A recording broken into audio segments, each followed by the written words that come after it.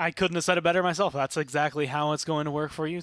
Play Tyra, the way Phoenix said to. Otherwise, you won't be able to go for it. Of course, last game you actually got to see maybe a hint of a skin that you might want. Street Style Ash was being played by, I believe, Flame FX. And those skins are available now if you want to go get them. The Street Style skins were phenomenal. It was actually really cool when I got to see them on the update notes a couple weeks ago. I'm excited to see them kind of finally coming into the competitive play, even if you don't get to see the flashy, cool weapons that come through. All of them have their own unique animals. It's really cool skins. Make sure you go get them as soon as you can. But now we're here, Nation of Power. We got BOORK. And the one thing about Nation of Power is they were able to kind of swap with Sanguine some of their mainstay players. And they brought in the likes of Stigma and Poison. They did. Some heavy hitters for sure. Very heavy hitters. This is going to be a tough one, I think, for BOORK if they will put up a fight at all. Hasn't really been much of a fight from anyone today. A little bit so in the last set, but high seed day versus low seed day. Poison is an ex-PPL player, an incredible talent on the blasters. Loves to play him some Cassie. Kind of a pretty flexible guy as far as the damage dealer go. He feels comfortable, I think, in a good couple of places. And, having the Bomb King, he's got a pretty good pip as well. That's all really good stuff for this meta that you want to have in the pocket if possible. I think coming into the minor league, Poison was a name that stood out because it's like, okay, we know this guy can compete. He looked really good in the Premier League, even when his team wasn't winning, which is something that's very difficult to do. But Stigma, on the other side, the other person that was brought in to kind of DPS duo with him, I had never heard his name before. If it was a name change, I have no idea, but I had no clue what this guy was about. And he blew my mind, I guess is the easiest way to put it. He plays so well. He has been very, very good. Most notably on Kinessa for me. That's been my favorite thing to watch. And as you can see, this guy forces it in a lot of places. He'll play it on Bright Marsh, he'll play it on Ice Mines, he'll play it on Stone Keep, wherever he can get a chance to. And this meta has lent itself pretty well to that. Not a lot of flanks being played. I would say Xin is probably the most commonly seen one. A lot of Eevee out there as well. And those are, not everyone has an Eevee player. Not everyone has a Xin player. Those aren't two mainstay characters that you have to play all the time. So because of that, that allows, I think, more doors to be open for Stigma to play, especially here in the minor league when, not everyone's champion pool is as vast as maybe the Premier League. Now, they're the giant wall at the top of the hill that BOORK has to smash through. The hill they're climbing, though, is going to be a difficult one, especially because, and I'm going to start this with this, I don't know if any of the 5 current members on BOORK were on the original roster of Who are BOORK. they? Read them out for us. I'm missing someone. I have Vayne, Aspect, Ancient, Frog, and someone. I'm not even sure Ancient's in here. Longshot might be playing for Ancient. I want to say Vayne. Yeah, a Longshot might be playing. It's completely different, I'm being told. I thought Vayne played at the start. No, because Vayne replaced Kresnik because Kresnik is now sitting in our lobby coaching SSG. So there you go. Probably an upgrade for him, and they seem happy. They've been scrimming a lot. Yeah, but they're just trying to find their footing, unfortunately, some stuff happened with Bitey, and he's not really feeling so great about the squad at the moment. Like to step down, is just kind of stressing him out. Bitey's a guy, he likes to grind, he likes to succeed, and BOORK have not had much of that. They have been flopping people around, losing almost every single game. They did win one game this phase, so hopefully they can get something going for themselves. Vayne is doing his best to lock it down here on the front line. And Vayne is another player very similar to Poison, how I would say we've seen in the Premier League, and we've seen be successful in the Premier League, but it's just trying to find yourself in that right area. So both of these teams having kind of ex-PPL players, and both of them looking good, but there's only so much you can do from the front line. Kind of depends on who you have behind you, and that's where someone Bitey brought in, I guess, in his last week. Yeah. Frog blew my mind, too. It doesn't help that it's a different person every week. Oh, you know what I mean? Having to rebuild that synergy. One of the things I talk about with Frog is that it's cool that he is a completely brand new name to me in the scene. It's not somebody I've seen on any other team before. So it's always good to see somebody brand new come up, kind of like Stigma. I haven't seen Stigma before either, so a couple of new members here in the minor league that have really made an impact and been like, wow, these guys are definitely very talented to come through and have this type of impact, especially with so many ex-PPL players floating around. To still make a name for yourself and put a stamp on the league and your region is definitely worth noting. And BOORK have a little bit of that going for themselves, but so do Nation of Power. Serpent Beach will be map number 1. The bans are Ascension Peak and Jag Falls for Nation of Power, and they will be first pick as well. They're going to go ahead and just get rid of the Eevee right out of the gate. I honestly don't mind it. Ooh, if there's anything respect. that you need to be able to get rid of, it is absolutely the Eevee, because Frog Frog makes it look good. That's something I think we've seen specifically affecting like Fish Echo if he gets Eevee, right? It can be game changing. It can absolutely impact you from the core all the way down. But Kinessa, again, I think respect begets respect. You get rid of the Eevee for Frog, I love you it. get rid of the Kinessa for Stigma. No one gets to be happy. It's probably, it's honestly a really good trade, I think. I mean, you have to look at the Eevee being a big natural predator to the Kinessa, and taking that away is not only a power pick, but also an on-paper natural predator that really opens the door, if it wasn't already, for Stigma to run that Kinessa. So what else will he run? Like I said, he's got Kinessa is like his flavor pick. It's like his baby, but it's like everything else that's pretty meta standard for like the hit scan role. Yeah. It's in the wheelhouse for him for sure. So I kind of want to know, like, I mean, Strix is someone that's a little more, not necessarily outlandish on this map, but it's another sniper to go to. Do you think Nation of Power are going to lean on that, or do you think they're going to kind of bounce around? Because now there's a Leon on the other side, so the range is leaning towards BOORK. The reason Kinessa can work here, and the reason Kinessa can work on and does get picked on most maps over Strix, is because of her transporter, right? Not only does she have the ability to traverse vertical, it can heal her, it can do a lot of things, it can restore ammo for you, your damage is just outright, I think, a little bit, not necessarily better, but easier to leverage with Kinessa. Like with Strix, you gotta come out of stealth, or you gotta hit the shot swap and then start pistoling. Where with Kinessa, it's like, just literally do your thing, like hit your shot. As long as it's fully charged, you're gonna get bonus damage. And then all of that other stuff that we talked about as well. Metapusha mentioned like damage reduction with Strix. Yeah. It's situational. A lot of times you do go to the pistol if you're under pressure. You don't get to just sit there in your scope and like be damage reduction, but that's the way it is. I kind of talked over this whole draft, but so far so good, I think, from Nation of Power. Shaolin's a big question mark. I definitely think BOORK have a solid lineup as well too. I'm actually really excited to see Drogoz here, specifically because of the way it shakes out. The only hit scan that they really have to be able to deal with him is Khan, so he can sit up in the air if he goes Worm Jets pretty comfortably, has a Luminary boost behind him as well. Yeah. But Shaolin for Stigma, Bomb King for Poison. Pretty good. It's pretty solid. Yeah, Shaolin, I think Stigma will definitely be able to hit most of these like mid-range-ish shots on the Drogoz, so I don't think he'll struggle too much. Well, we have the drafts as it is here. Let's go down to Dave and Evan and see exactly how they feel about him. Thank you, guys. Oh. You hate it? Oh, I was just, we're talking about them, not the drafts. Drafts are good. We're talking about, talking about Gore and Nick. Yeah, hate them. Hate them. The worst. Just kidding. I'm down here with Evan now. I've got to hang out with everyone today. Is that today. a height joke? No. I'm up here with Dave. How's the weather up here? The weather up here, it's cold. It's cold here. It's freezing, right? It's actually kind of lukewarm down here, so I'm maybe grateful for that. Lukewarm, definitely. You know what I'm excited about, though, is another Drogoz. We've seen it a lot, actually, in the NA side of things today. Not too much over on the EU side of things. You like dragons? I do like dragons. Boy, do I have a show to recommend you. Dragon Tales. I like living. Oh, wait, no. Just kidding. We can't talk about that. Can't talk about that. I feel like we have been yelled at. Maybe I've been yelled at. We've at least been talked to by numerous different people about, like, the acceptable timeline for tweeting about these things. So I'm well because you and me have both seen both, and it's a rare thing. Not even Nick has seen both, and it's kind of everyone else is kind of, we can't talk about that. Seems so. You and I get a moment in the room and we finally are like, oh my god, dude, Endgame up. Hey, and then we have to be quiet the rest of the day. It's you and I in a room right now. Let's just talk about. Yeah, it's just us, right? That's the way to look at it. Oh, I love it. I love it. Tay actually getting a lot of damage on him. Frog doing a good job on this Drogoz. Remember, he's the Eevee player. Yeah. That's the big thing from BOORK. They say this guy plays Eevee like nobody's business. And this is a new BOORK kind of to look at today. Toa, going over to, it was Zenith. He's now over on Zenith. And Bitey no longer on BOORK. So roles getting shifted around. New team members in here. I mean, this is a new look at BOORK. At the moment, they're looking pretty good. 48% in climbing here for them. And Dave, this is actually kind of the most worrisome thing for Nation of Power because they're going into this leading. They know exactly who they're playing. They've beaten them multiple times. Now the whole roster swaps. Yep. It's not like their competition and the other contest for first place had to deal with that. They knew exactly what they were getting when they went into that matchup. And you could see kind of Nation of Power taking a second to really react and feel out this new lineup.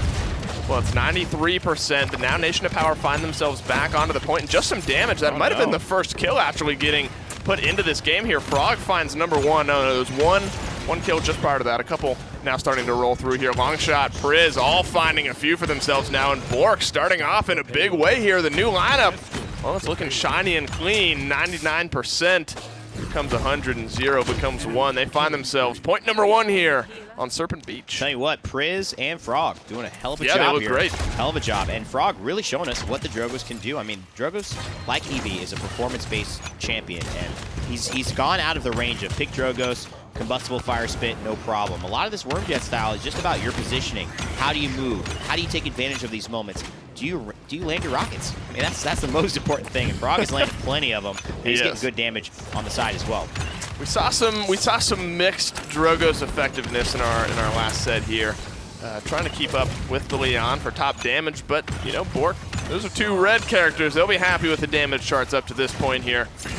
Shaolin not having the effect, but here comes the Dragon Punch. What? He's looking for it right now. He has some targets. He ends up landing with Poison right now, so he sneaks around the corner. Poison goes down. Khan gets out alive. Oh, but that's going to be a good flame spit, and it finds some, and the Ash Banner comes down. Oh, but wait, the cooldown gets reset. Jay unable to complete the animation, and all of Nation of Power gets swiped here, and BOORK, I'm surprised. This is crazy. This is a crazy-looking BOORK. BOORK looked great. They're borking nuts. They have zero This deaths. is crazy. So what's so great about that is Longshot hit the perfect Immortal. Yeah. And Frog baited them out so wonderfully. He was underneath them. They didn't even know the Fernando was there. But the AoE of it saves Frog. The King Bomb does nothing. The Dragon Punch trades, and then they take down both tanks. They get Jay in the air, and they get Tay right afterwards as he buys time, but inevitably loses time on the point. This is dangerous. Yeah.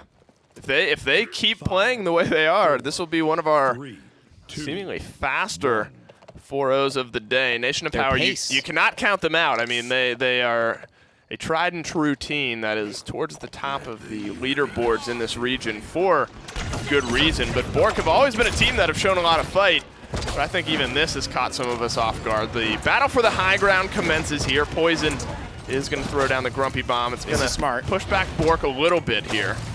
Nation of Power at the moment looking like they've taken the high ground from BOORK. Really good play from Vayne. He just forces Poison's attention to the point, and it buys a little bit of time because they're pushing very hard on the side of Nation of Power to try to get BOORK in the backside. But Priz finds Poison after that aggression, and Vayne saves them with a little bit of a dome shield.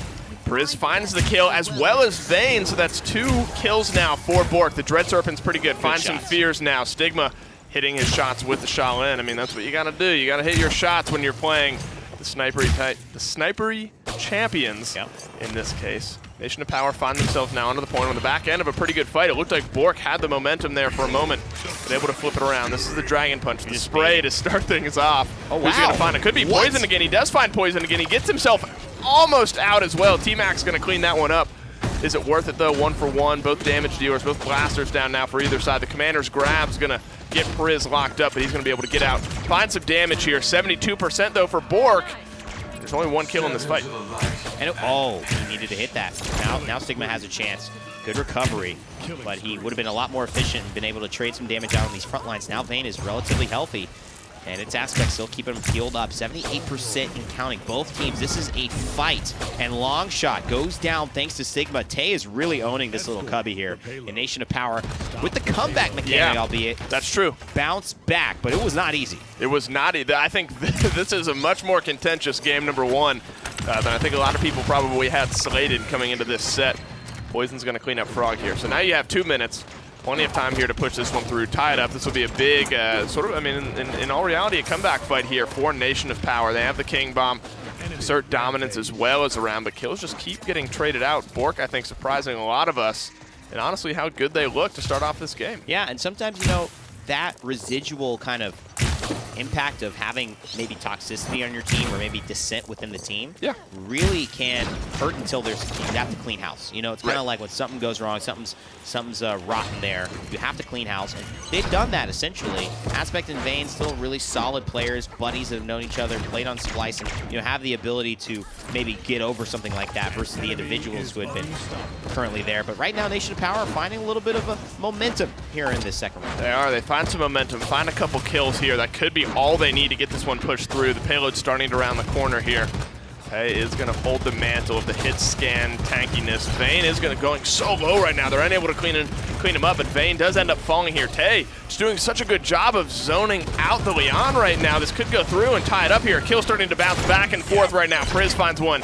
Frog with one as well. The Enlightenment's good for a double, but Stigma answers with one back as well. The Dread Serpent comes through. Not sure. Knows like a 1v1 there towards the end. Yeah. Nation of Power find themselves point number 2 in this one. Undying up to this point is T-Mac, though. That was an emotional Dread Serpent to get momentum back, to get the 2-2, to tie it up and not go 3-1, because right now, BOORK are playing really well. Priz is 8-4. I mean, that's the most positive, essentially, KDA outside of maybe Stigma, who really stepped it up this last round.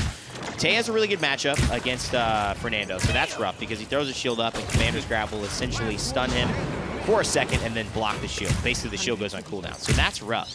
But what really is the key for BOORK is Frog. His pressure puts everyone under pressure on the side of Nation of Power, and really, he shuts Tay down. Tay is the one who feels the heat most when Frog is barreling down. He doesn't have enough defensive mechanics as the con to really deal with it, so if Frog can keep that matchup in his favor, it's going to look good for BOORK. You have to look. Wrecker 3 now coming out for Stigma as well. Those shields are not going to be lasting long. Barrick and Fernando not going to have the shields online for very long. Here's the Assert Dominance right into the Immortal, so the stun is saved. The banner did come down despite the Void Grit coming out right into a Dome Shield as well, so ultimates for both sides starting to get popped right now. Poison's able to get a kill and get himself out with all of the chaos that's happening up top right now. And they have the high ground yet again. This is pretty close to what we saw round number 1, except BOORK don't have any on the point yet. Yeah, and they're going to have to win 2 fights, and they've used a lot of their ultimates, but the overpower could be the difference maker here. Through time and space could also save them, and this is where you kind of need Genos to maybe make a big play. Its Aspect's going to be lining it up here very, very soon. He knows Poison has retreated. Does he go for point or does he go for damage is the real key. Vayne feeling good, but taking so much damage from these bombs. Frog needs to step up here, but Stigma cleans up Vayne. This is not too good. He was just stuck between Stigma. Either you go one way and get sniped by the Shaolin, you go the other way and get bomb kinged out. Need to hit everyone. He took the Shaolin way out on that one. Frog's trying to turn this one around, but overtime's going to be ticking away. Tay is going to be enough to zone him out here. And seemingly against all odds, now Nation of Power, well, they've taken the mantle of the better-looking team in this game. Definitely. BOORK started off so well, and Nation of Power, well, they figured them out. They're the ones on the front foot here. Priz is going to fall. That's going to make this initial push a little bit easier here. They have the Dread Serpent as well, and that's what they needed last time to get a push through. BOORK looking to make their stand. And under pressure is really where you see the impact of these new teams, because this is how they, really get tested and probably have the most difficult time adjusting to these calls. Where do we stand on defenses? All these things are really minute, but really valuable. And so when you don't have them together based on just playing with each other a long enough time or having the time to go over the tape, go over the specific situations for each map, you do see that the defense may not hold as strongly as Nation of Powers, and that's what we've witnessed. 50% already gone through, still a minute and a half to go. I think Frog, we've only seen him for a couple weeks now, obviously off last week. Maybe the week prior was the first week we got to see him play. 2 or 3 weeks now for him, but I think he's surprising a lot of people. He's known as the EV guy. They ban out the EV, but he's playing pretty well here on this Drogoz. Found a couple kills to stall out the offensive push here. Second highest damage in the game. I mean, you can't ask for much more on their side. Priz as well really carrying that banner, but then it becomes, all right, you're doing the damage, but are you finding the important damage? Are you finding the important kills? Nation of Power seemingly playing like a more concise team at the moment. Sometimes, there's an overpower. Okay, so this is going to get rid of Vayne. They have to make something move with this because Jay is also committed with the Assert Dominance. And they're really going pretty heavy. Poison trying to back it up, and Jay finds 2 huge kills. That is everything the Nation of Power wanted off of this. They gamble, but they win big, and BOORK are now under ropes. They're probably going to have to use at least a Dome Shield to stabilize here. I mean, they have 5. They got to use them now if they want to stay in this game, if this payload gets too much closer. Here's the Dragon Punch. Who's he going to be able to find? He's so low, though. He can't go out. He does end up peeking his head out the window. He actually doesn't even end up finding a kill for it. He gets out alive, but that could have been really bad. You don't find a kill and you trade out your life for it. That would not have been worth, even remotely. 1 kill's coming out so far. Priz is going to be the one to find the first one. Frog now with a double. He's going to resurrect himself from the Dragon Punch miss that came out. He finds 2, helps find 3 now, and it looks like BOORK have stabilized, at least for the moment. Over time, a touch potentially coming through as well, though. Maybe not. Nope, no touch. 3-3, though.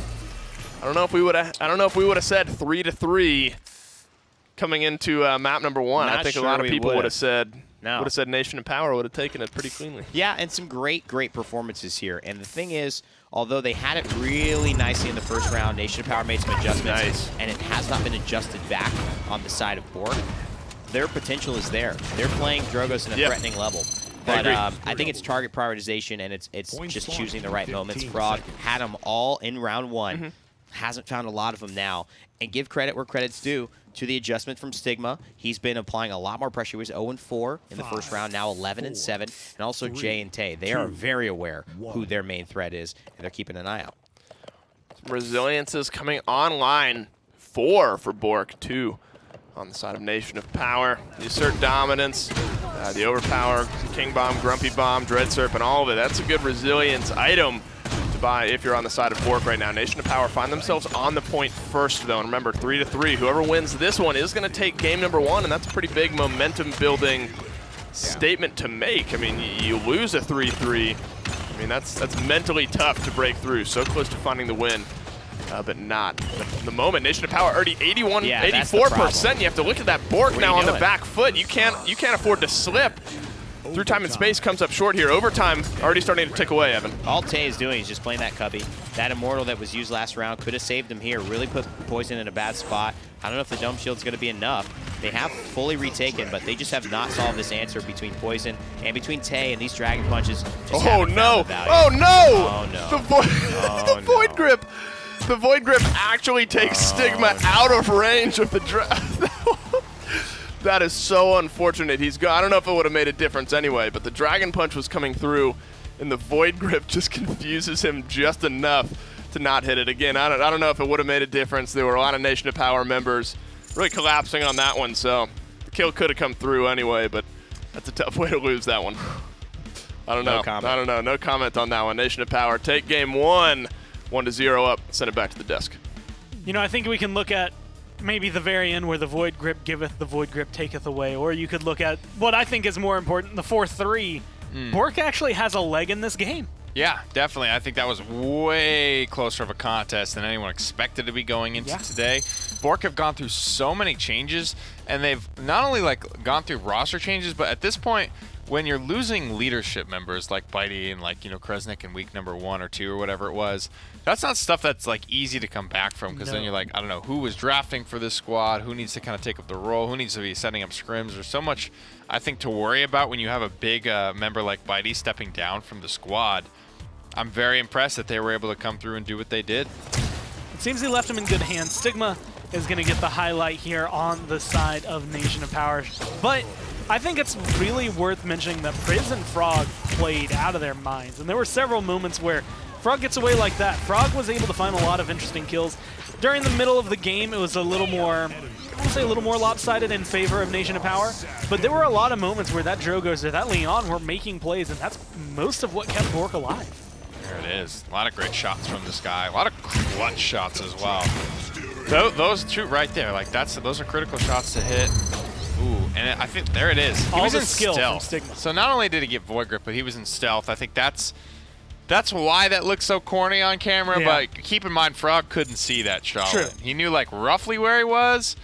You can kind of hear the void grip go up, but he had no vision of that shot. He maybe just saw the little purple shimmer in and out somewhere. But yeah, easily missable, funny nonetheless, and I laughed at it. I Fun to enjoyed it. watch. Unfortunate for Frog, but still nice for Nation of Power. Stigma staying alive there. That kill probably doesn't swing things heavily in favor of BOORK, but it does cause a little bit more turmoil, I think, for the last point fight. And that's what it comes down to. I mean, that Leon, that Drogoz did really well. And in the first round, I mean, Nation of Power did not get a single kill even. So it was Priz a is very beast. big turnaround for them. I think I could have sworn Priz played for them He might have been a sub couple of for weeks. them. A couple of weeks at one point or something. I know I've seen Priz playing earlier in the minor league. Probably it's been close to probably a month and a half ago at this point. But he's a name that I definitely remember seeing. So good for him to come back in and almost like he hasn't even lost a step. And maybe you got to knock a little bit of that rust off in your first week back, but not really if you're Priz. I don't know how deep this champion pool is going to go. Same two respect bans here.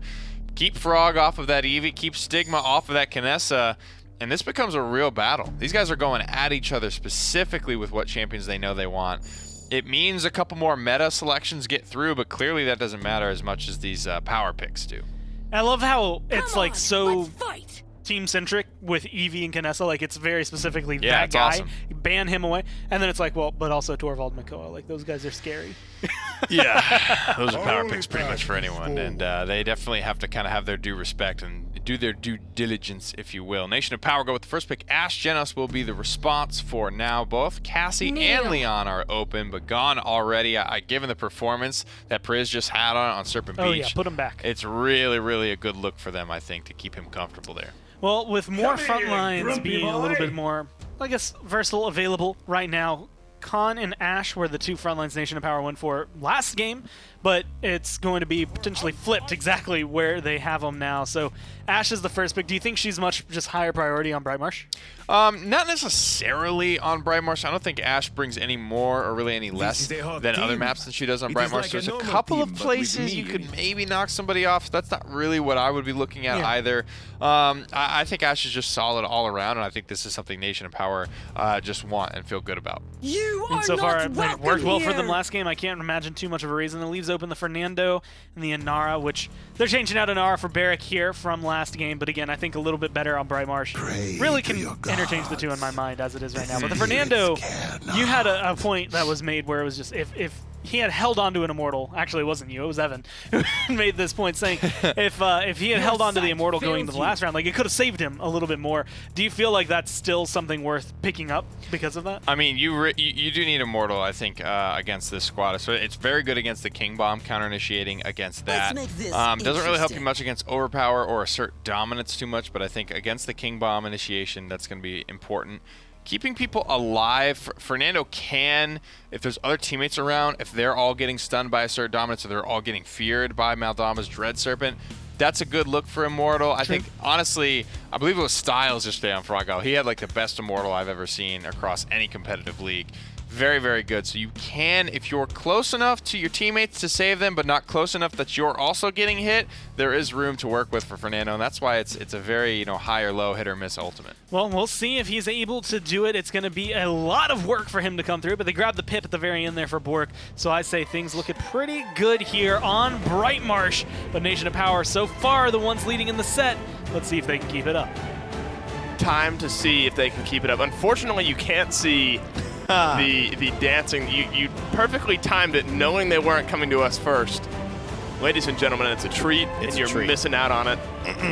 But Well, you Dave, know, this job has afforded me many things, and seeing you dance pregame is easily at the top of that list. Yeah, it's fun, man. And me and Gore get down in here too. But you know who we haven't given a shout out to in a while? Who? The in-house band. The in-house band, who always bring their A game on Brightmarsh. The fact that it's that consistent and the same The every single time. Talk about the Flawless. most consistent team in the league. Honestly, in-house.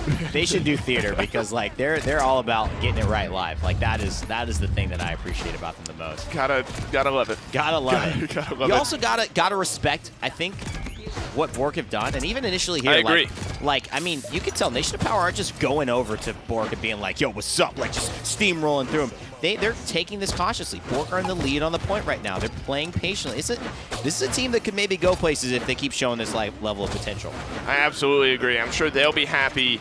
I mean, even with just the way they've performed. I mean, taking one of the stronger teams in Nation of Power to a 7-point game number 1. I mean, that's a small victory in and of itself. I'm sure they'll hold on to that.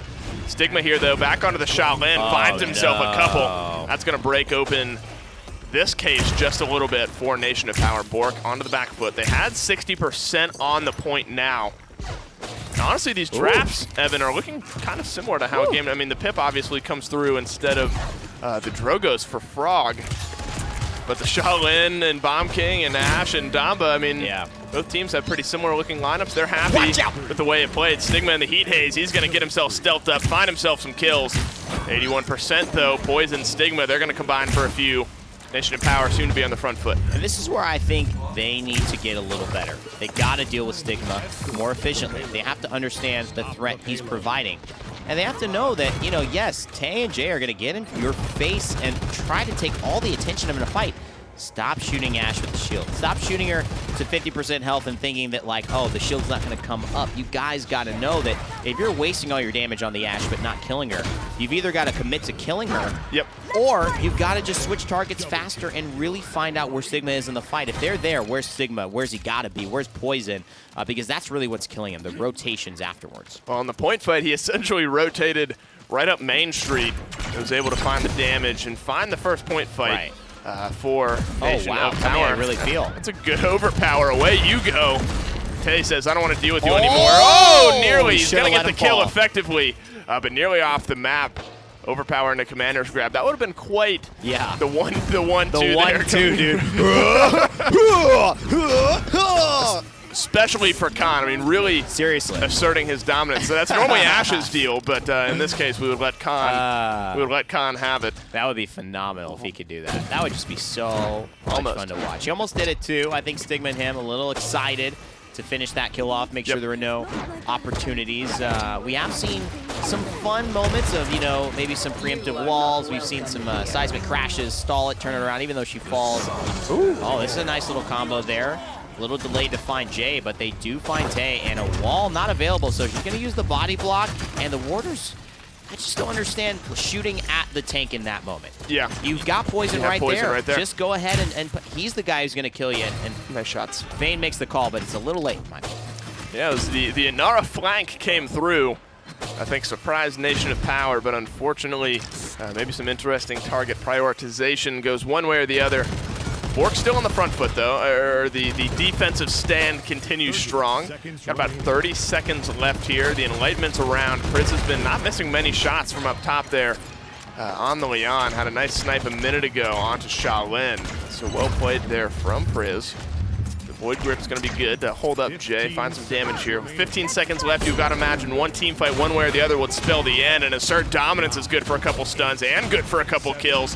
Now it's just the Inara. Vayne's going to be the next to fall, and Nation of Power are going to push this one through 2-0 here on Bright Marsh. Really good play from Nation of Power to hit the gas pedal at the right time, save ults that matter as well, but contribute the ult that would maybe turn the tide. Testing it with the assert dominance, always a pretty strong play because Ashe still brings a lot to the table damage-wise. She can get out with shoulder bash. Jay's been using that shield to perfection, and Priz still positive in all of that. It's really, I think, high ground. It's really target prioritization that's holding BOORK back.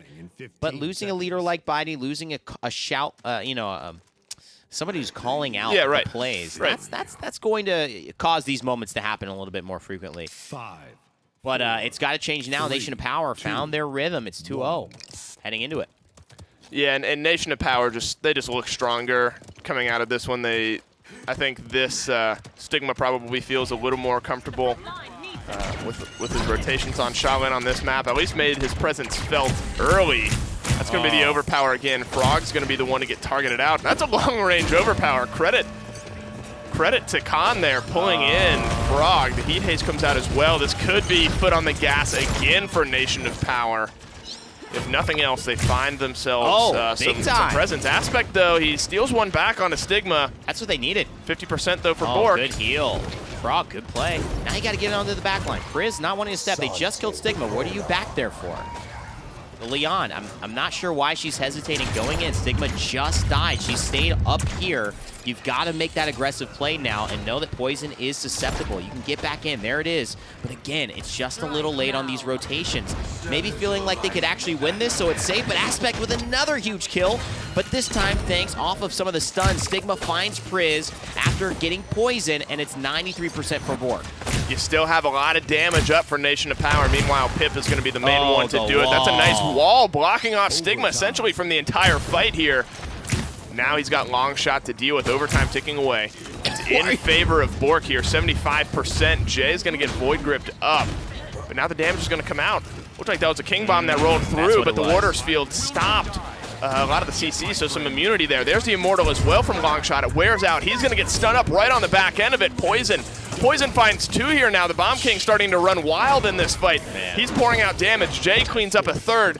Nation of Power on a big team fight win. Fine point number 3, but credit to BOORK for hanging in as long as they did. Yeah, they really are, man. And I think it's a rough one because you could see how BOORK couple adjustments, couple of pace changes. It's really, that's to me, target prioritization, pace. They could be winning these fights. Nation of Power are having a really good start to every round, and that round is allowing them to win big, lose a little bit, maybe even lose big, and then come back and have a second chance out of it. And BOORK are kind of on the back foot, just trying to stabilize throughout this entire game. But that's a Brightmarsh thing. That's why this map can be dangerous. But losing Frog early can't happen next round, even if you can get a defense. And man, these overpowers have just been too valuable. He's gotten a kill off of everyone. They've been hitting hard and true every single time. I'm a big fan of the one that he had onto Frog at the beginning of it. I mean, he weaved it through seemingly all of the buildings here on Brightmarsh. Found Frog, tossed him off. In this case, it's going to be the Inara that goes down. The payload rounding the final corner here. Nation of Power poised to take a 2-0 lead here in this set. BOORK not looking as effective here. The Evil Mojo comes out, but right around the corner goes Khan to keep himself alive. Now the King Bomb's going to come out as a little bit of an answer. He has long shot down here. The Immortal's down. Frizz, though, answers back onto Poison, but Nation of Power in the meantime, they find just a little bit of space. They push it through, and that's the Nation of Power I think we were expecting to see. Maybe the BOORK that we were expecting to see. It's a BOORK that to me is getting in their own head, it feels like. I think so. They played so loose round one of game one. They were aggressive. They weren't like, listen, I'm feeling like people are making calls saying hold off. They're having moments to be aggressive. They're backing away. It's almost like it's like, oh, we can actually win. Let's tense up. Relax, in my opinion. I think you have the ability to contest them here. You're not giving yourself the option. Well, they need to now that Nation of Power is up 2-0. Let's send it back to Gore and Evan for their thoughts. Well, hi, Evan. Again, you've gotten quite a bit taller. He does that a lot. We should maybe school Dave. We're going to get flashcards. Taller and less A picture of you on one side that says Nick, so we can just, who is this? Flashcard. And then the same thing with Evan. Well, enough of my thoughts. Oh, yeah? Well, there he is. What are Nick's thoughts? This is him actually preparing for it. You can see Nick down there. Hi, Nick. Laughing, probably about the confusion. Oh, don't smash that. That set's probably pretty expensive, actually. I don't know the exact pricing on it, but I can guarantee it's more than you want to break. A little bit of a domestic altercation going on between Dave and Nick right now. You know, things are not good in the house. It happens. It happens sometimes. You know, normally it's Evan and Nick, but you know, you're here with me, Evan. So it's really difficult to keep that up. I'm gonna mess myself up if I try to continue going with that. Nation of Power win. Dave is sowing the seeds of discord amongst the casting team. But it's a 4-0, and I mean, yeah, 11-3-7. Poison's the guy I think I'm looking at. I will, give credence to what Evan was saying during the cast, though. Or, sorry, what Nick was saying during the cast. Evan's here on the desk with me. No, I'm confused now. BOORK is a different beast right now than they have been in the past, and I think that it's not going to be like crazy game-changing, I think, for this split. But looking at this team sticking together through the future, I think they have a lot more going for them than what we have seen. There's definitely something there, and you can see that in a week that, I don't know, they were, I was putting money on them to be worse than they ever have been because of all that's happened to them in the past week. To bounce back like this and actually like kind of show up in a way in like very competitive fights despite the 4-0 here on Brightmarsh, they look very good in game number one. There is something here for this squad, and it's just a matter of making sure you put your head down and continue to improve as a team. It's there for anybody that really wants it. I think North America could be anyone's game if you just put some time in. I think it just gets difficult, and this is like those moments. Last game, Frog was making a big difference. Priz was making a big difference. This game, both of them were a little more quiet. There was a point where an Evil Mojo came through. Less. Yeah, it was just like they came through, and I don't think I saw any follow-up for it. Priz, there was a point where he just kind of sat on the high ground, and like that's all he did for the fight. Whereas that time, Poison, Stigma, they kept up that performance they had in game one towards the end, and it made such a huge stride and a difference. With so many characters available, it's almost, and this is true I think for console, this is true for the Premier League, it's like how you're playing as a team.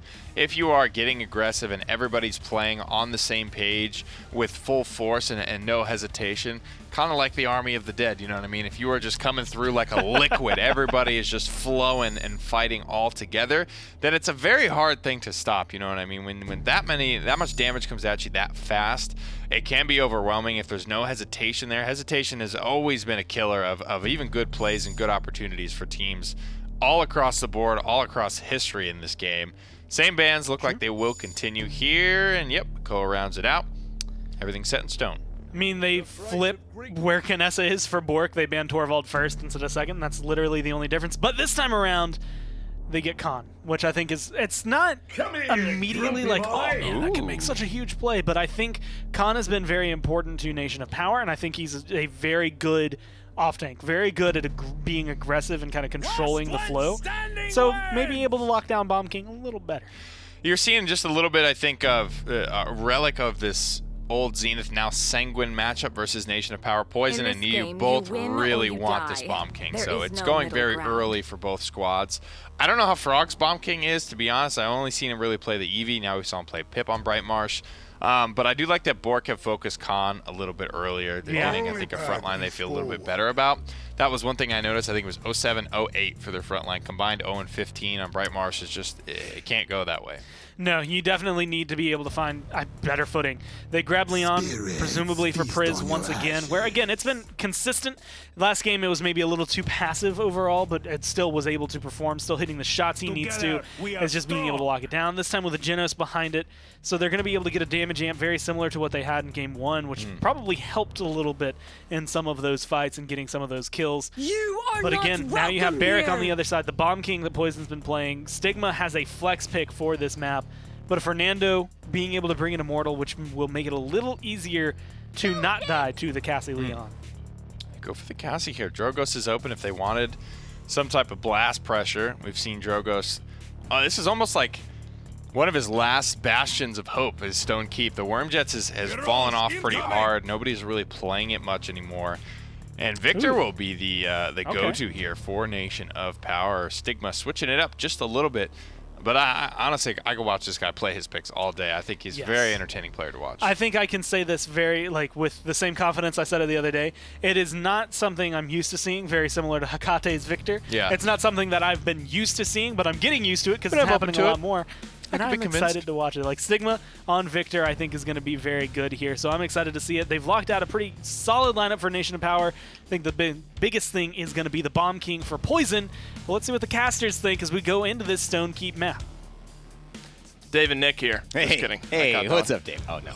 We're not doing that anymore. We're not doing that Pretty anymore. funny reaction, though. We did have some laughs. You caught a little bit of it on the video. I did. Zero days now. without an accident. Yep. Yeah, without an accident for Dave. But he's still learning.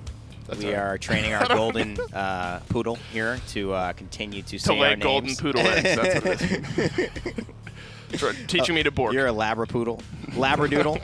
That's what it is. Well, Nation of Power, 1 game away here. BOORK, 0 days.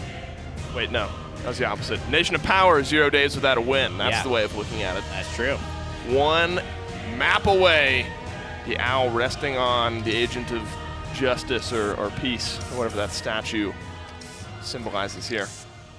I like the Victor, though. Yeah. You don't get to see Stigma on the Victor too much. Yeah, I mean, he's brought this out on Stone Keep quite a bit. I don't personally, I mean, Victor's not my thing. It's more of the, he's a very fun champion to get in the rhythm of, because sometimes that just good shooter feel in a game that's as convoluted as Paladins at times with all the character dynamics, it just could be really, really nice for a player, especially when you come from just playing a lot of FPS. Frog, though, finds an early kill. We all know the impact a Cassie can have, and already making himself known here off the blaster. Yeah, off the blaster, you're going to take away the Eevee essentially every game from this guy because, well, he's shown you what he can do when he gets onto the Eevee. But still, in the past 2 games of this set, I mean, he's still played well on the champions that have been given to him. In this case, it is the Cassie. He finds an early first blood in this game. BOORK, well, they're 90% on the point right now. Nation of Power need to find some aggression if they want to take this one back. Poison's so low, but a good Poppy Bomb, Grumpy Bomb combo is going to get him out alive. So in that moment, right, small little things. He hits the disengage and forces the shield. Khan is there looking at Poison. At that point, Longshot probably wants to push Tay, because if he goes for a commander's grab, just knocks the shield down, he gets a guaranteed easy big game shot, and also, there's no way to avoid it. BOORK already get the objective, even though they don't min-max that moment, but they chase Poison. Poison just takes the high ground, loops around, and both of them live. I think that was a good chance to kill Longshot, and if Poison wants to help, he's got half health, so you can then turn once he's committed himself. So, little min-max moments, but the Khan-Fernando matchup definitely shifts in favor of Khan, and now it's on BOORK, so curious to see how that goes. We've seen that matchup, Nice honestly, play. in most games here. That's a good enlightenment from Priz. Stigma, though, answers back. Red and blue each on the board here with a kill. 2 minutes left on the payload. Tay is trying to keep himself alive, but Vayne is going to clean that one up. BOORK now stalled out on their push. Stigma just kind of ignoring the con. Yeah, he doesn't care, Buying some time at that point. Frog is going to be the one to drop Victor. Back off at base. Free ride. Do not pass. Go. Payload starting to round the corner here. 1 minute and 40 seconds left, so just starting off here. It took him, I don't know, 20, 30 seconds to break out of that initial hold. Yeah. Enlightenment's coming back up. Wait, didn't Enlightenment? I feel like Enlightenment got used like 2 seconds ago. It did, because she gets 50% oh, that's right, back right. off getting a kill. So. Oh, I didn't know. You were right to be. Oh, baby! That was good damage, though. 1,600 off the top, and then tries to hit it with another 16 to back-to-back with the kills. But this time, the Enlightenment will miss. Poison's committed himself, so go in on this if you can. They know that he's basically dead to rights. Hit the spray as well to celebrate. Bit off maybe a little more than he could chew there. I forgot that the Enlightenment got a kill, and I was like, wait a second. That cooldown is one of the most absurd things I've ever seen. Here's the overpower. It's going to connect onto Jay. Off the map he goes.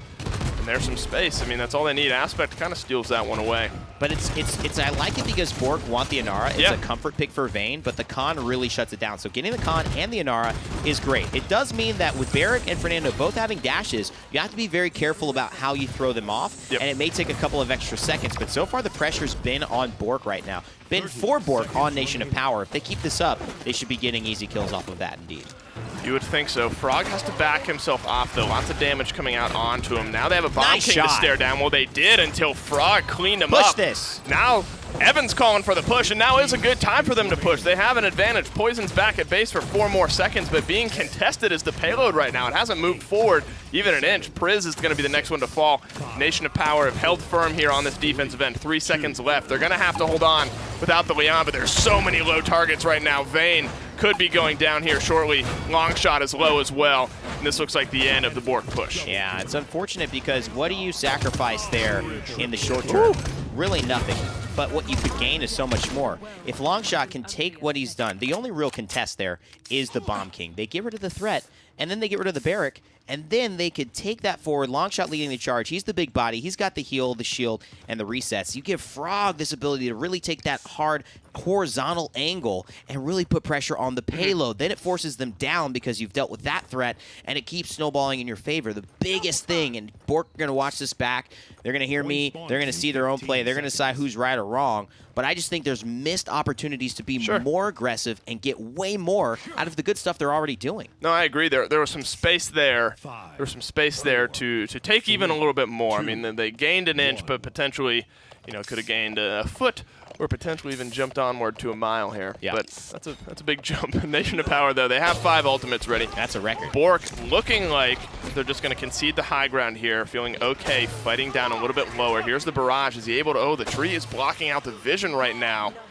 Cooldown getting refunded up to 60% again, so he'll be relatively okay with that. Nearly getting dropped, though. Yeah, they swooped right around the corner when that timed out. 18%. Here's the King Bomb as well. Down goes Frog. Could he find the double? He's getting so much value for his positioning. He got a kill and half of one of the damage dealers down on the back end here. BOORK find themselves back onto the point, but Nation of Power on the high ground. Oh, nice. Oh, my God. Still returns it, and this is enough for Vayne, or maybe Longshot, to clean up Stigma, but his positioning has been phenomenal. He's going to get some damage here because Frog is back, and this is going to go the way of Stigma. Nice shots there. Longshot, though, takes out Team Mac, and that's maybe the most important point because the healer is now gone on the side of Nation of Power. 27% though only for Nation of Power here. BOORK will have plenty of a chance to get back. They get themselves up to 90, so rest assured there will be another chance for BOORK to potentially jump back into this one. The zone is starting to come out here. Priz drops Stigma. That's a good opening for them here. Now you have Poison as the one who's really holding down this high ground. 93%, only 57%. They're not getting the percentage points at the moment. They lost their Barrack, which is, sort of the effect of getting. You got time. No point pressure here, but 63%. Plenty of time. This is where I like that. Yeah, I like that patience, that time here, but giving up the high ground, waiting off. You don't have to stand on the point. They do. That's the key. Tay doing a very good job of rotating. Now Jay going back onto the point. The shield is going to be down very soon, so no more defensive mechanics after this barricade falls apart. No mortal, no dome shield. This should be BOORK's fight, but they've got to connect here, and that's one. That's going to do it. They need to get the damage dealers off. Only one barrack. He can't hold this by himself, so supports and damage dealers, that's the impact. They do find a seismic crash, but the King Bomb here might just take down Vayne, but it's a double kill, maybe a triple kill here. Frog popping off, and Priz helping them do the thing. They invested a lot on the side of Nation of Power to potentially take that. Does not come up in their favor this time. Priz and Frog combining for essentially all of the kills in that fight. Now they could be pushing here for a 3-1. I think I need to get used to BOORK coming here to Stone Keep and performing really well, because they seemingly are really, really good at this map, even with some of the roster changes. I feel like week after week, they come here as a potential game 3 and end up showing us that they can hold their own. Vayne showing Poison the way back to base here. Minute and 55 seconds left. About 66.2% of the way there. Nation of Power with some ultimates to stop this one from going through. Good Stigma grenade. is going to drop Priz as well. That was a big grenade there. Definitely shut down a lot of momentum. Priz is very much a heart and soul of the offensive pressure for this team. And what feels like, if he's doing well, BOORK is continuing to tick at this high pace. Vayne has gotten away with a lot here. He stood alive, stood his ground just with the Genos. Good point grit from Aspect. It's going to shut off the Victor, and that's enough. The 300 heal into the Earthen Guard is going to make sure that Jay feels a little bit more pressure than he would have liked, and he's going to back off now. The Dome Shield is around here for this defense. If and when he decides to use it, well, it's going to be right now, and he's going to have the Inora underneath it. Here is the barrage as well, but again, not finding any targets for the barrage. One missile ends up coming down, so 42% is refunded onto that cooldown. Stigma hasn't found the value maybe he's been looking for, but that's more the effect of BOORK playing around the edges when they potentially could be poking their nose out. Ah, okay. So I think this is really where BOORK can figure out how do they want to go with this fight. It's very slow and steady. I like that approach, and they're waiting for concrete kills. And Vayne and Frog fine too, so maybe it's enough. Stigma trading here. Tay doesn't have much to go off of except the shield, and it is Stigma just free firing. But I'm just wondering why they're so hesitant to push that right side. It feels like they've gotten a lot of control over it over the course of the game. T-Mac going down here could be actually huge for BOORK. It looks like it's going to happen. Oh my God, he somehow found a way. Yeah, he stays alive. Oh boy. Throws down a gourd for himself, keeps himself alive. There we go. Finally gets cleaned up. Priz is going to have no more of the Damba staying alive in this case. 10 seconds left here. Overtime's going to start soon enough. Priz with a couple. He's the one coming alive here towards the end of this game. He could be the one to win this now for BOORK. Push it through, make it 3-1. Kills are coming up blue. Long shot with a couple. And it is going to go through, and BOORK find themselves up 3-1 here on Stone Keep. And that aggression that Priz makes is what opens that up, because Stigma's firing on the point. The second Priz steps out, Stigma's like, well, I'm either giving him the staircase, he's going to kill me, or I got to kill him. Then the point loses any pressure at all. The payload starts moving, and that becomes BOORK's pressure. You're trading one for the other, but ultimately that one forces the DPS characters into a horrible position. This was actually a okay managed fight, but Frog had to get those double, triple kills essentially for that to work out for them, because they were still shooting at the big boy tanks. If T-Mac had got some a couple of big heals off, it might have been a reset. A little more on a knife's edge than maybe the outcome would have exposed. Cot 3 starting to come online for both squads here. Wrecker as well for Frog. Shields are going to be getting melted. Got plenty of targets. Ooh, the Dread Serpent's going to find some value, but not going to find any backup on the back end. The seismic crash as well. Kills are starting to come out both ways. Poison is the one who drops Priz. The Immortal came out as well, and that kept Longshot alive just long enough. But now the aggression from Nation of Power comes through. That is calculated. Poison has 2 in this fight. The Poppy Bomb gains him the high ground. Now he's on a 1v1 here against Frog. Who's going to win it? They're both going to get back. Both find themselves some healing, but it's Nation of Power with 70% on the point. He's not going to push it. I mean, I guess it's smart, but that was the right target, because thus getting him that low means he can't play offense. He's got to back off. You alleviate that damage by doing that damage yourself. It is the best defensive play you can do for your team, and Tay takes matters into his own hands. Excuse me. That's Longshot taking matters into his own hands. Great stuff from him, and BOORK are in a prime position here. Still only 51%, though.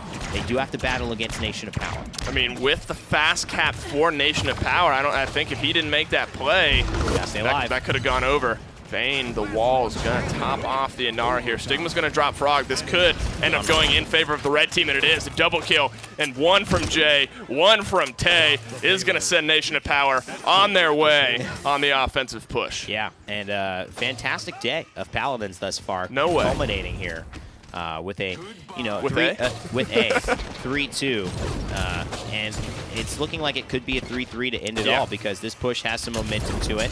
We haven't really seen, much of the defense. Admittedly, BOORK has been really in an offensive position a lot of this game. Yeah, they had the successful and nearly. Nice try. It's a nice try from Poppy Bomb. They had the successful and also the unsuccessful offensive push. So this is our first look at BOORK's defense here on Stone Keep. At the moment, it's looking pretty good. Frog, Aspect, and Longshot each dropping one in this one. You got the King Bomb ready, the Dread Serpent as well. Overpower, Enlightenment, and Scout on the side of BOORK. Still plenty of time here, but this is the full pressure that's coming out. Vayne kind of just chilling here on Main Street, wanting to buy as much time for themselves as they can.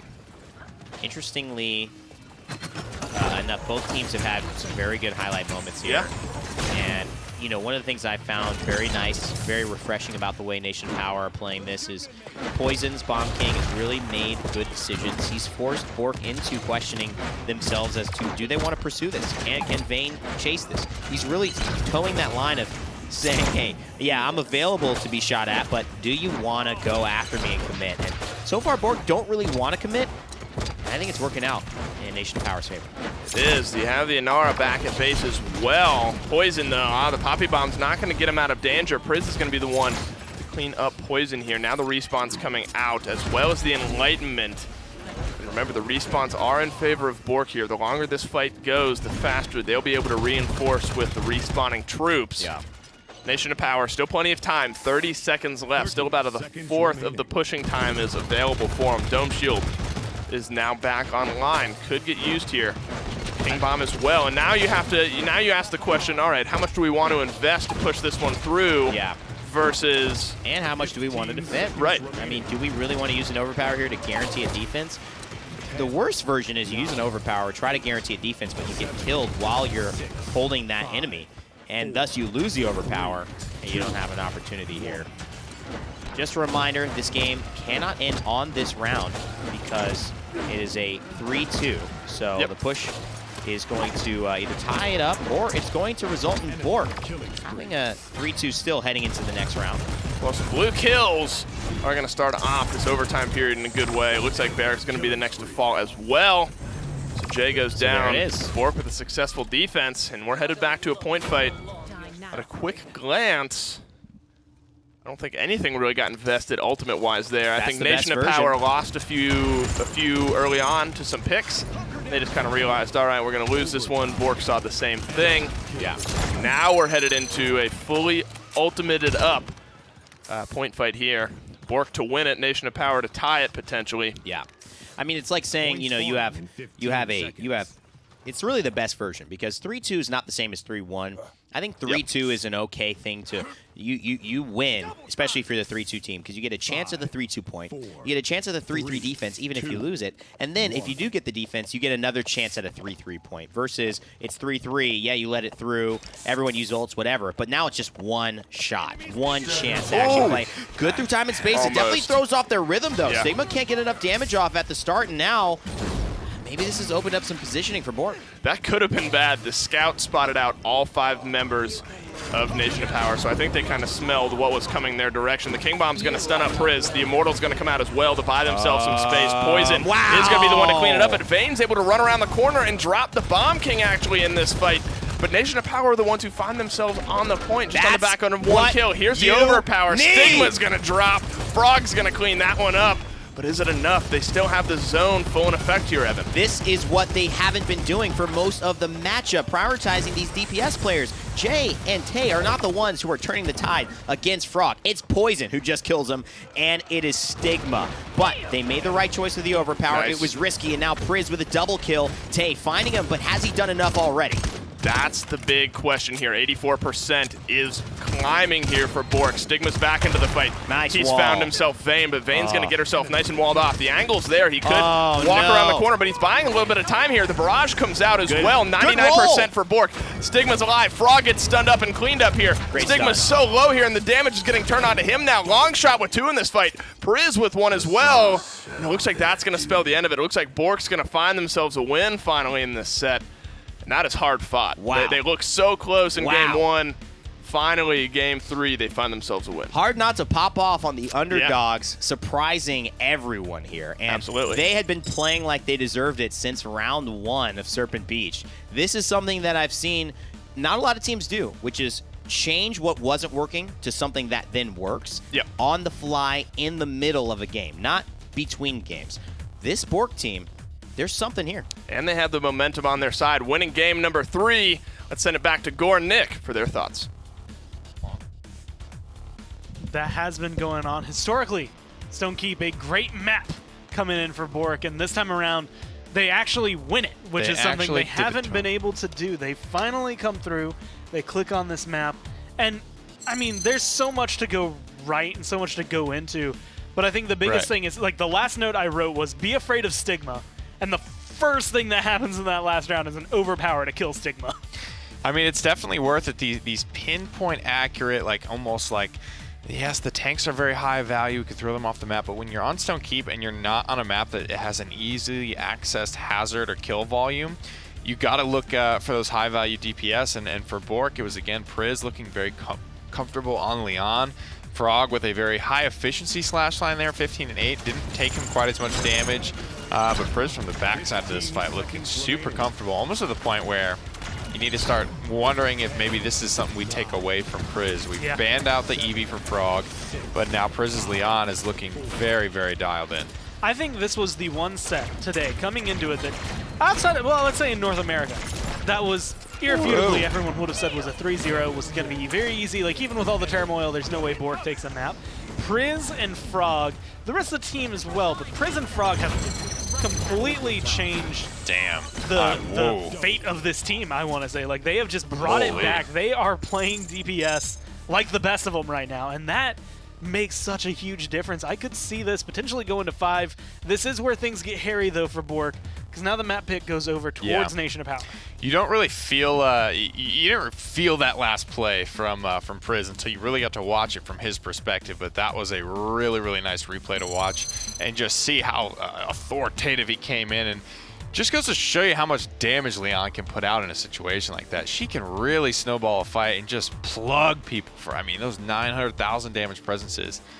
Absolutely blew up the Bomb King. I thought he was going to be able to stick around for a little bit longer.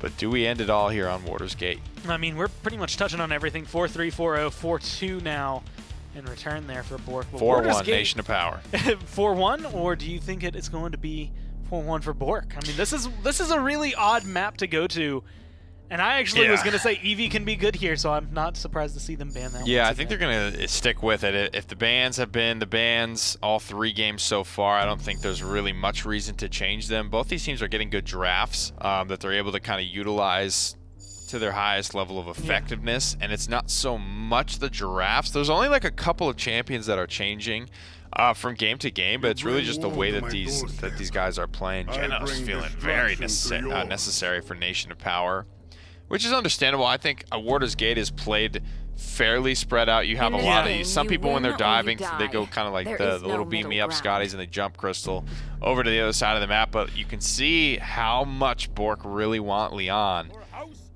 Yeah. This is really what Priz wants to be playing.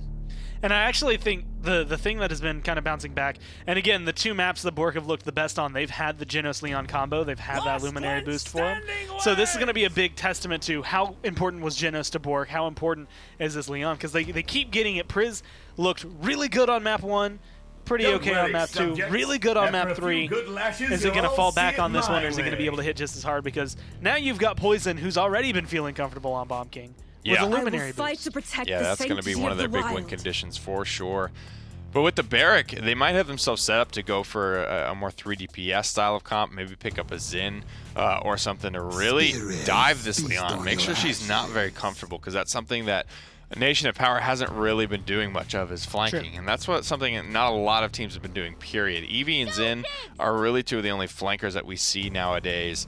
They grab themselves the Cassie. They could go for a double front line. It would be a little bit of a risk to switch gears hard to 3 DPS, but maybe that's what they need to put it away. I mean, they grabbed the Ruckus here. Leon, really good against it. Cassie really much better, I would say, against the Ruckus. Yeah. I'm actually looking at, you mentioned flanks, I've been thinking of who do we even see played. Unfortunately, we're not going to see him. I was actually going to ask your thoughts on Androxus on this map, but it doesn't matter anymore. How do you feel about these lineups? I really like the Ruckus. I think that's a great pick to just like dive Leon, and you're just going to be able to outbox her. You have way more health than her. I think we're talking almost 4 times as much health as she does. Vivian is a good way to like almost babysit that Leon. Ruckus, I don't think will be able to dive Leon and Vivian if they're close to each other. It's too much damage to absorb.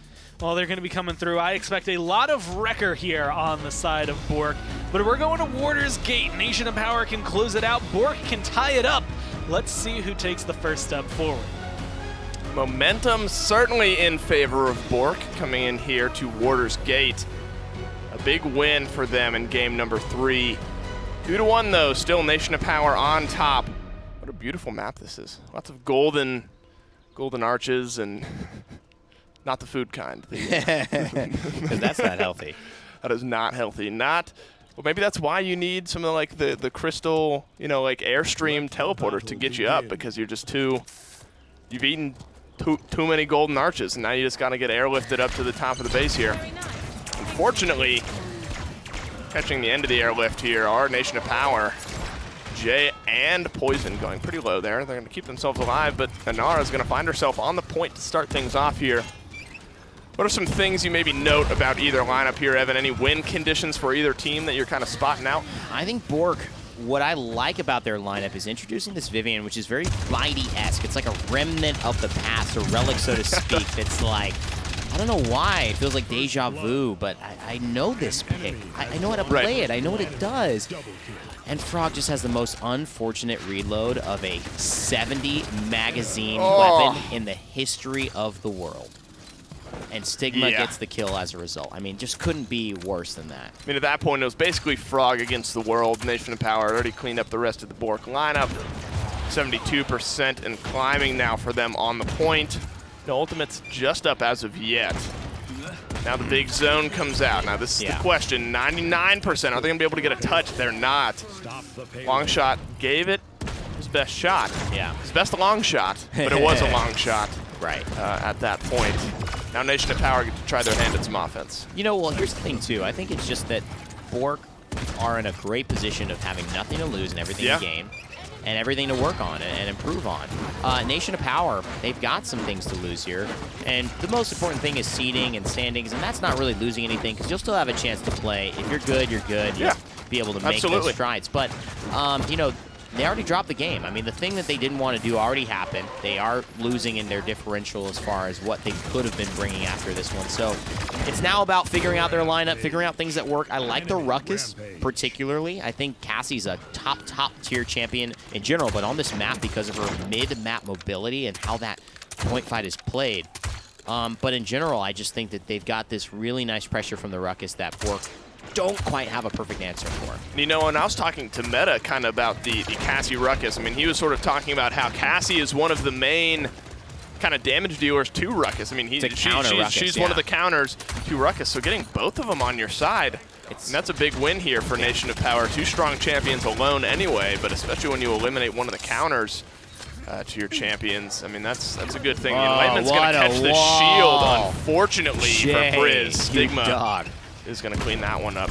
Jay now getting in the face a long shot. Commander's grab, just buying some time. His payload's pretty close to going through. Really good play, and read him like a book. He's seen that movie before. All the other old sayings you could use to represent. That became a book. Yeah, exactly. He's read that book. He's seen that movie. He was ready for it, and he just threw the shield up. No problem. Oh, no. They're going to maybe stall out. Maybe that was a fall. It might have just been... I'm going to die here anyway. Let me make it fast. But it might have actually just been a misposition. 20 seconds left. I mean, this hasn't pushed much farther now. And they do have a lot of healing. The Damba Inara is great. And they have all ultimates to work with. It's just, do they want to gamble it?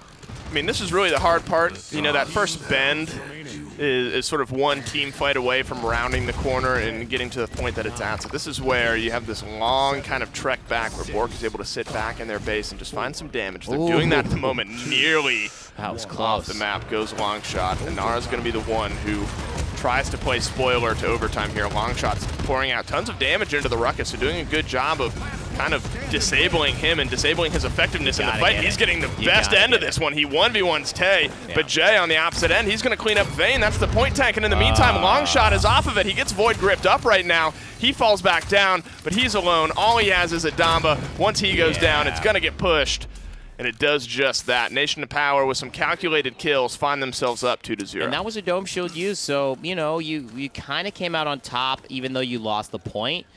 And Nation of Power saying, we came out on top, we sacrificed the Dome Shield for a point. That's what we wanted. And both teams say, okay, great, go back to the drawing board. Big key is you haven't killed Stigma, and you haven't seen him on Cassie today. He's been Shaolin. He's really looked average on the Victor, as I think a lot of Victors tend to do for me. But I think that it was in his wheelhouse, not a bad pick. But the Cassie is just fantastic. So I agree. You have to have an answer for it. And so far, BOORK don't.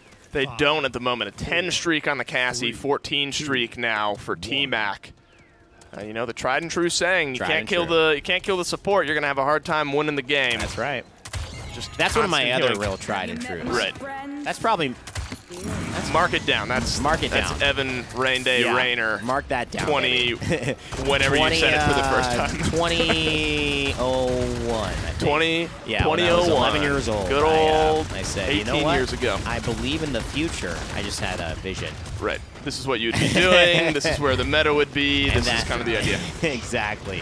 Vayne finding Tay. So let's see how much it matters. You see Priz die, but you see Tay die. So does the Leon or the Ruckus impact this fight a little bit more? Nice seismic crash to avoid the King Bomb damage, essentially, with the Earthen Guard right before it. And Frog has some damage done to him in the process, but then Longshot takes out Poison. So let's see what the BK versus the Vivian has to do with this fight. So far, it's been completely even, but Priz now takes out Stigma. That is a big turnaround. That is a big turnaround. What an unfortunate turn of events here for Poison, but in the meantime, Tay finds himself two. Through time and space is good for a little damage. No kills just as of yet. Jay finds one. The Narwhal stopping her inevitable demise just for a moment. The Nation of Power, now they can put on the zone. Poison back. Poison now. Just trying to find an angle, maybe stop some dismounts here. 84%. There's still some time potentially for a touch, but with a zone this deep, you'd imagine this goes through. Looks like it's going to there. And here's the silver lining between that. Both teams giving it their all and really throwing punches, man. This is not looking like a team that has no place in this league against the top two. It's looking like a team that is competitive throughout these games and only getting better. Here's the thing, though. I think maybe just a reset in that fight would have done both teams a little better. It goes the way of Nation of Power because they've been in command, but there were so many deaths that you could have just said, okay, let's back off a little bit, reset, and that never happened. They just get, okay, let's try and get two now. Oh, we lost one, but we got one as well. Let's try to get another. Oh, we lost our tank. They lost their damage dealer, and it ended up working out where Tay was the only guy to get 2 kills in a row. The Ruckus really showed the big difference in this fight. Ooh, nice. Yo, smooth. Oh, this is smooth right up here. The jet engine so well. The turret and the wall come out. Oh, he catches himself. Nice. Oh, the enlightenment as well. No! The turret. Oh, he keeps himself alive. What? Listen, just to get out alive in that scenario, I got to tip my hat to Priz. Well played. Now he's getting back into the fight. That was a smooth criminal right there. Oh. This man was on just something else right there. That was beautiful. The fact that he not only lived, but he hit all those shots. He didn't get the final kill that he wanted. It might result in a kill eventually onto Jay, or at least forcing him back, but what a beautiful sequence. That just buys so much time for his team, and now they're fully pushed forward. Remember, they're on defense right now, and they just got a full court press in here on the Nation of Power. The Manifest Destiny I was for sure was going to hit the crystal and end up with Priz down into the water, but, you know, inch perfect in that case. He finds himself the win. Nation of Power back onto the offensive front foot. They've caught up with their payload, which is now rounding that ever-important first corner. What we saw last time, the hardest part is yet to come. You gotta walk down this big, long corridor, essentially, to the other team's base. And this is the same 1v1 we saw last time. We saw We saw the Khan facing off. We saw long shot facing off against Ruckus, and it went in Completely Tay's favor, isolated. but they were Yes. isolated. And, you know, the other thing, the issue around it is that I think you just see there wasn't a lot. He must have been out of missiles in that first one because I think Ruckus, what he can do is if he has those missiles and the battle shots used, he'll probably win that against the Khan. So questions. There's no use, no need to ask them now, Dave, because it looks like this could be over. Nation of Power have taken a lot of punches along this road from BOORK, and what a performance from them, but it may just be the end of the road. Long shot finds one, but there's 3-4 now kills coming out for Nation of Power. They're in the front foot, they're in the driver's seat, and 3-1 is the final scoreline of our final set of the day. But hats off to BOORK. Hats off. I think they looked. I mean, pretty good. You had a 4-0. That one ended up 4-1, but they looked good while doing it. It looked great, man. And, you know, probably one of the more fun Leon sequences on that map, or sequences on that map in general I've seen. Min-maxing the movement. Got a little lucky with the air gust, catching him up there and not like letting him fall down. He put some faith into the world, and it came back tenfold. So great stuff from them. Definitely I think they hold their stuff. head high, knowing that, man, mid-season, they've actually looked like they've hit their stride. Yeah, I think they could maybe play some spoiler for some teams at the end of the day as well. But that's going to do it for the minor league today. Send it back to Gore and Nick to wrap it up. I think there's a lot of fun things to be able to kind of crack through that game. Mainly just seeing the BOORK and a 4-0 still look pretty good. Like that 4-0 is pretty misleading overall in terms of how it went. But I just have to say, I think Priz had probably the most interesting series of events happen to him that I think I've ever seen. I thought he was going to die there, man. I'm like, I've never seen somebody get so low, and I don't know, because visually it probably works like functionally different than like the VFX and the blue crystals. Like I don't know where the limit of like where the booster is and where the jump jet cuts off, but a good showing for BOORK nonetheless. I think Nation of Power started to figure out how to slightly adjust their composition to shut Priz down more and more, who felt like one of the big, or pretty much the big win condition for BOORK all day long. Yeah, he was the one who kind of opened up space, I think, for Frog to be able to have the impact he had. And, of course, Frog, I would say, being put onto a Vivian here, which was a little off-putting, I want to say, to me, where it's just not necessarily the blaster I expect to see him on, not even, I think, the game before when we saw him on Cassie, not exactly what I expected to see him on. Stigma, being able to play the way he was playing and prioritize targets the way he was playing, made it just difficult for BOORK to really reply. Yeah, really good stuff here from Stigma's Cassie as well. I think part of why that adjustment was made was, in theory, to be able to babysit that Leon and have it be more of a deterrent for Ruckus to be like, I can push this backline whenever I want. You can't really do that with Vivian. She comes much closer, and in a lot of cases, especially once Wrecker's online, she will be able to outbox that Ruckus. Well, that does it for today. I mean, Nation of Power, a 3-1. BOORK surprising everyone, I think, really being able to come through. We can look at what happened today. It was a lot more interesting than you'd think. Of course, that 3-2 at the very beginning, we only saw 3 games of it. The first 2, Clown Fiesta, they had some internet issues, I think, is what I saw on Twitter. Them talking about it, how they were having issues connecting to the game. One of their players, I think it was Bolka, can't remember. Either way, they end up coming back, winning games 3, 4, and 5 in a 3-0 fashion, even though the score says 3-2. Sour Team go 3-0 over Blazing Stars, which actually ties them up, I believe. And then in a 3-0, and I think the surprise 3-1 from BOORK. Yep, the clappening. The clappening. That's what I'm going to name my minor league section for tomorrow on Esports Weekly. The clappening? The clappening. Oh, you've got that sneak peek here first. Tomorrow, the clappening. Yes, we get to talk about it. We get to break it down, I think, in more depth. Here are the standings as they are right now. And actually, Nation of Power losing that one map there does separate them from Sanguine a little further. There were 4 maps coming into today, now 5 maps. And BOORK getting that finally puts them up 1 more spot. But both BOORK and Zenith today, I think, at least out of my perspective, were showing up a lot more than what I expected. Absolutely. I mean, even though, and maybe we talked about this a little bit on EU, maybe that we are getting to the point now as we take a peek at EU.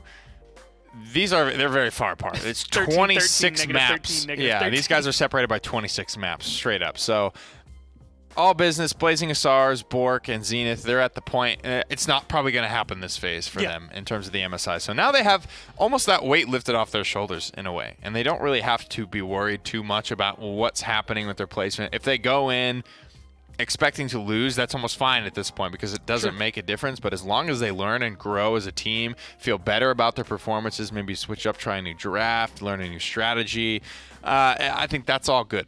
That's all well. Honestly, that's kind of where I think my mind would be. Like right now, Zenith and BOORK from week 6 to now have made those strides and kind of taken those steps forward. Granted, they've had a bunch of roster changes, so it took them a while to get to this point.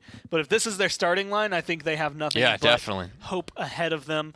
And, of course, the same thing needs to be said. All business Blazing Stars, I think they need to play catch-up for that right now. Right. But they're on their way. We can go ahead and take a peek at what's going on next week as we dive into what's going to be a delicious set of games. All business Blazing Stars, I don't know how that one's going to go, but it could go either way. The same thing goes for Clown Fiesta Sour Team. Whoever wins that will take over #1 in Europe. I'm actually really excited for Zenith and BOORK now that I've seen what BOORK and Zenith can bring to the table. And then, of course, Sanguine and Nation of Power should be a slugfest that I'm excited to watch as well. This week was the clapping. Next week should be, I think, the heavyweight. The slapping. The title fight, whatever you want to call it. We got a lot of corny names flying around. A lot of fun today to be had, I think, around the board. But I am very excited for the minor league next week and the Premier League this week. You guys have that to look forward to. It's going to be 5 games really, really, really good this week. That's going to be 2 and 3 instead of just the typical 4 coming through. Of course, Esports Weekly is going to be tomorrow at 1 p.m. We also have the update show happening tomorrow at noon, I believe. So make sure you're tuning in for that. You're going to be able to get all of it as it is. But thank you for watching this, and thank you for coming through with the minor league. It's been an interesting day, to say the least. Next week, I think things just get even more interesting as they break down. But I've been Gormizer from everyone here at Skillshot. Thank you for watching. We'll talk to you next time. The Paladins Minor League, brought to you by Skillshot, Hi-Rez, Evil Mojo, INAP, Steel Series, and Respawn.